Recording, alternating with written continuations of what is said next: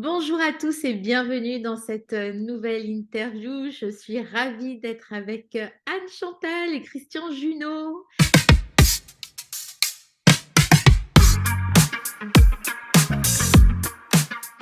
Comment allez-vous? Bonsoir tout le monde. Enfin, je dis bonsoir, peut-être que ça sera bonjour, je sais pas.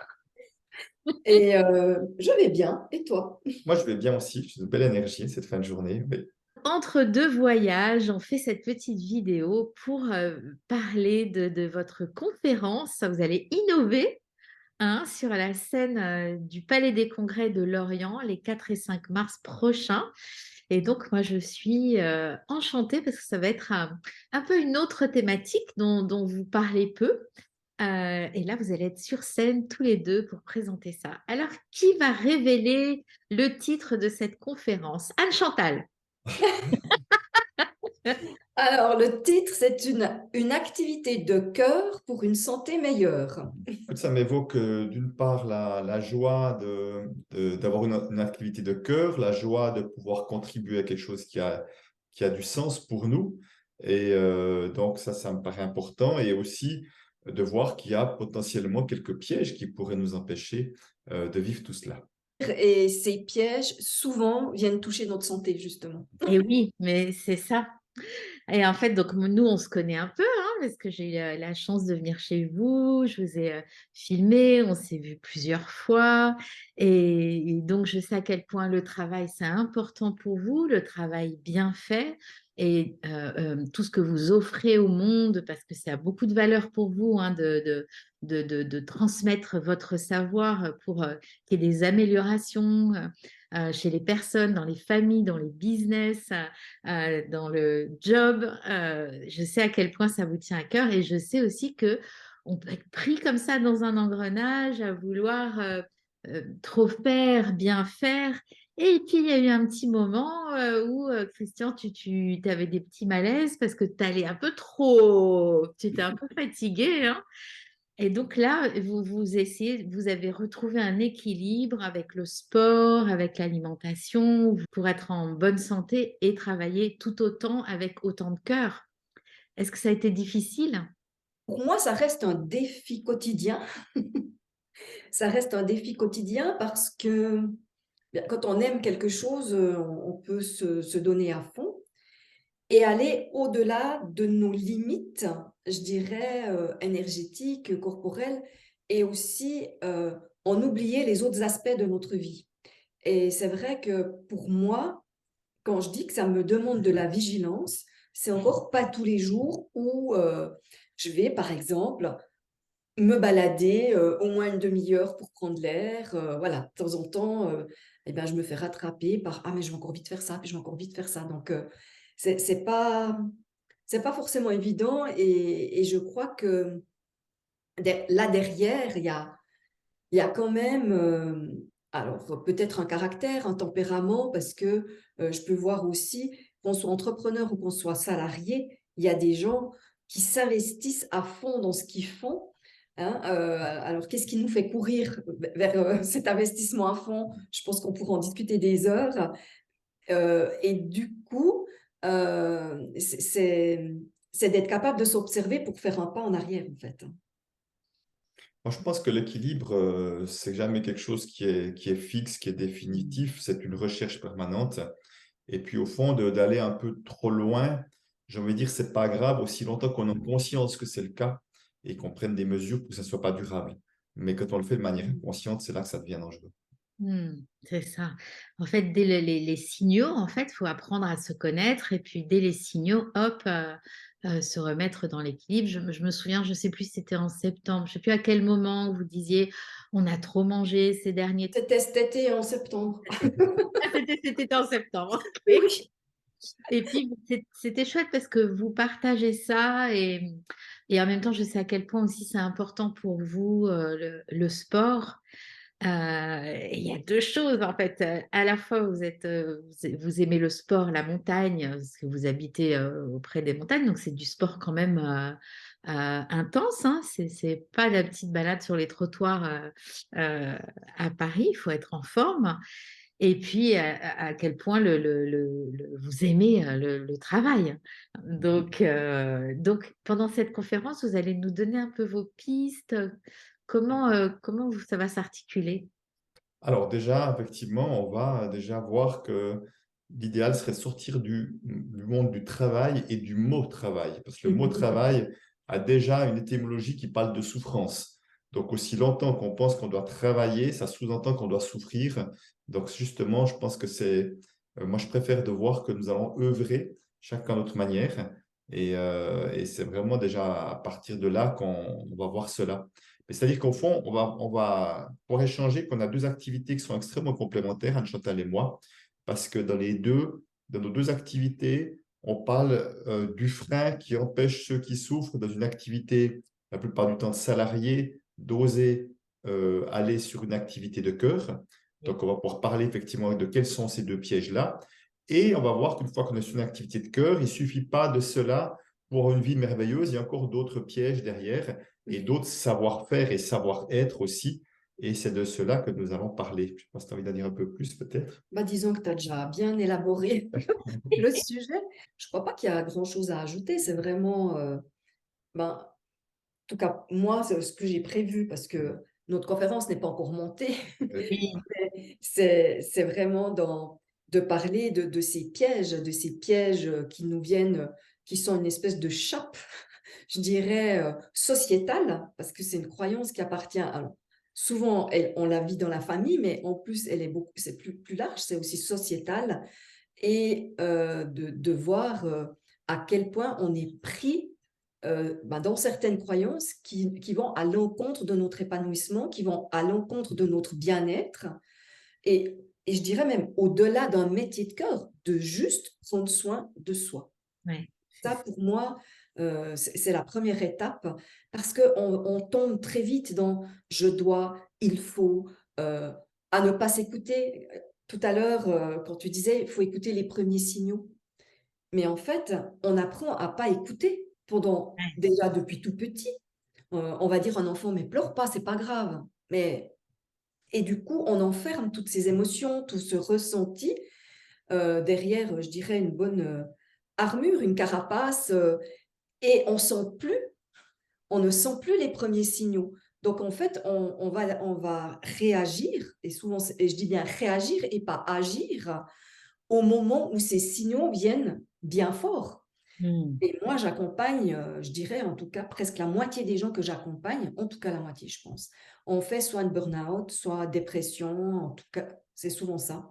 ouais, Euh, Parce que il faut, entre guillemets, c'est en allant jusque-là que tout d'un coup, on s'est dit, non, mais il y a quelque chose qui ne joue pas. ouais, ouais. Ouais, Et de réagir au premier bobo, eh bien, on ne le fait pas. Tu vois, moi, pendant mes dernières années, j'allais tous les mois chez l'ostéo parce que j'avais des douleurs à la nuque, dans le dos. Euh, il y avait tous les signaux qui étaient là. Je dormais pas bien. Enfin, voilà, il y avait tous les signaux qui étaient là. Mais quelque part, je ne voulais pas les entendre. Alors, je les ressentais parce que j'avais quand même déjà fait du travail, mais je ne voulais pas les entendre. En fait, pour moi, le salariat, ça restait... j'avais vraiment projeté la sécurité quelque part. hmm, ouais. Et peut-être aussi, moi, ce que j'ai envie d'amener aussi, c'est le fait, en lien avec les questions d'argent et de relation à l'argent, le fait d'avoir des peurs, Oui, fait qu'on peut soit s'agiter bien plus que nécessaire, on peut agir à partir de la peur et avoir des qualités d'action qui sont ce qu'elles sont, mais pas très bonnes, et que la fameuse peur de manquer est quelque chose qui crée du stress, voire du surstress, et qui n'est pas obligatoire, heureusement, dont on peut changer parce que être un peu plus serein nous permet de prendre et de meilleures décisions et nous permet d'avoir un meilleur sommeil, d'avoir plein de choses qui vont se passer beaucoup mieux pour nous dans notre vie. ouais. Moi, ça, c'est un de mes points. Je sais que quand j'ai plusieurs nuits d'insomnie, où là, je sais que je dois absolument décrocher, même si je suis en lancement, même si ouais, en tout cas, il est possible, en tout cas, de travailler en tant qu'indépendant. On a beaucoup autour de nous, hein, de personnes qui sont indépendantes. Donc, c'est possible que ce soit écologique pour son business, qu'il y ait du rendement et que ce soit écologique pour soi et qu'on soit en bonne santé. c'est faisable. Alors, pour moi, très clairement. Heureusement. Et c'est ça, c'est sûr. Bien sûr que c'est faisable. Et en même temps, ça demande d'être vigilant. Ça demande, pour moi, on est un peu dans cette énergie masculine-féminine, comme ça, tu sais. Il Ouais. y a un côté, le masculin qui veut y aller, et qui est dans l'action, qui est dans l'effort, qui va mettre de l'énergie. Et il y a le côté féminin qui a peut-être besoin de plus de douceur, qui va être peut-être plus à l'écoute de l'intuition. Et je ne parle pas de hommes et femmes. On a Non, les deux aspects, hein. Et pour moi, c'est comment on va marier ces deux aspects pour nous permettre, eh bien, de garder un équilibre, de garder, je dirais, notre centre. Parce que si on est trop dans l'un ou trop dans l'autre, eh bien, il y a quelque chose qui ne va pas. Il y en a un où on va s'épuiser et puis l'autre où peut-être on aura des difficultés à faire des affaires. Donc, c'est comment équilibrer et surtout, je pense qu'il est nécessaire de se mettre des temps et c'est vrai qu'on essaye, on ne réussit pas toujours, Mhm. de se mettre des temps repos mm, régulièrement. Parce ouais. que sinon, enfin, moi je vois bien, je pourrais travailler tous les jours, hein. Mm, mm. Pas 100% du temps, mais vite aller répondre à un mail, vite faire encore ci, puis vite faire encore ça. Ah, ah Et oui. du coup, il n'y a pas cet équilibre par rapport aux différentes facettes, à nos différents rôles dans notre vie. Mm. Donc, il faut mm, presque se poser une discipline ou être vraiment complètement retrouver l'écoute de son corps, de son bien-être, et peut-être poser une discipline pour voilà, s'imposer des choses. Oui, très clairement. Mais Ouais. c'est la discipline au service de quelque chose. Souvent, la discipline comme quelque chose qui contraint et qui ferme, Oui. alors que là, c'est quelque chose qui est au service de quelque chose de positif. Mm. Parce que d'après vous, plus on va être euh, serein, comme tu disais, Christian, plus on va être bien et en fait, plus finalement, ce sera facile de travailler. Et c'est en fait, c'est pas parce on travaille beaucoup d'heures que le chiffre d'affaires va forcément augmenter. Ça peut être travailler un peu moins, mais mieux, et atteindre le chiffre d'affaires souhaité. Alors, c'est bien ça la clé. C'est vraiment le moins mais mieux qui est la clé pour Ouais, moi, pour moi. absolument. Et j'aime bien quand tu dis travailler beaucoup parce que je trouve que c'est un peu la croyance dans laquelle sont pris les entrepreneurs.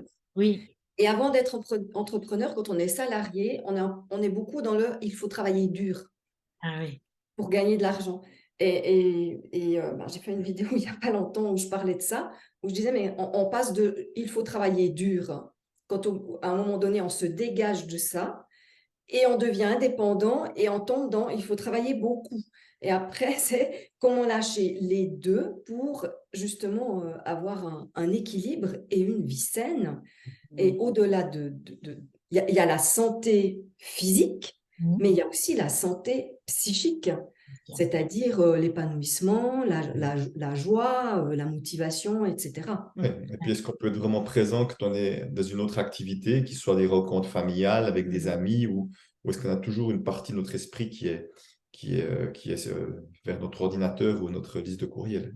Oui, oui, mais c'est difficile, comme tu disais tout à l'heure, quand on se dit est-ce que je vais arriver à atteindre mon chiffre d'affaires qui va me permettre de payer les charges, les loyers, etc. Et c'est là où il faut trouver. Mm. Voilà, donc bon, votre conférence, elle va être super intéressante parce que comme vous êtes expert dans les deux sujets, ça va être super. Et là, j'ai envie de poser une petite question intime, puisque vous êtes deux, bon, vous travaillez séparément, mais aussi souvent ensemble.